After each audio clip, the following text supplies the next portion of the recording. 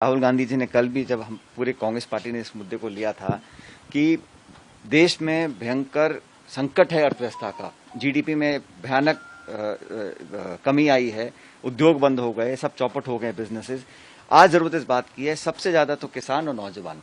तो नौकरियों के आंकड़े सरकार छुपा रही है, बता नहीं रही। 2 करोड़ रोजगार देने का वादा किया था। पिछले बार रिपोर्ट आई है कि 2.1 मिलियन जॉब्स, मतलब 2 करोड़ 10 लाख नौकरी खत्म हो चुकी हैं, वेतनों में कटौती हो रही है, छोटे जो लघु उद्योग हैं वो बिल्कुल निपट गए हैं।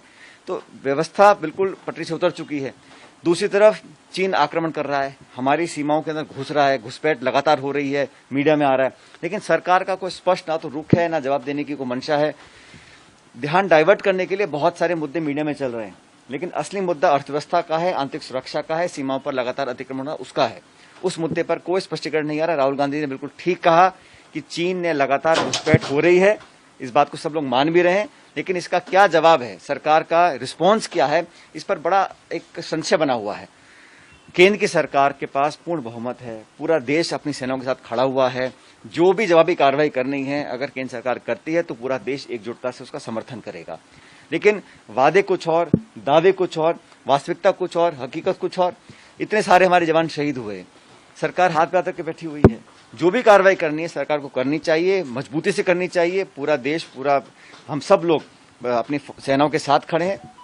लेकिन ये जो बार बार मामले को टाला जाता है, वार्ता हो रही है, नहीं हो रही है, कहां तक पहुंची, इस पर एक बहुत बड़ा एक तरह से पर्दा डाला हुआ है और हकीकत सामने नहीं आ रही। मैं बड़ा अभिभूत हूं कि इतने सारे लोगों ने मेरे निवेदन को स्वीकार किया, क्योंकि कोरोना लगातार फैल रहा है देश प्रदेश में। तो हमने कहा कि जयपुर में बहुत सारे लोग इकट्ठा होंगे, उससे खतरा बन जाएगा। इसलिए मैंने कहा कि जो जिस जिले तहसील में है वहीं पर रहे, और अगर कुछ करना ही है उस दिन तो अपने सेवा भाव को जनता के समक्ष प्रकट करें।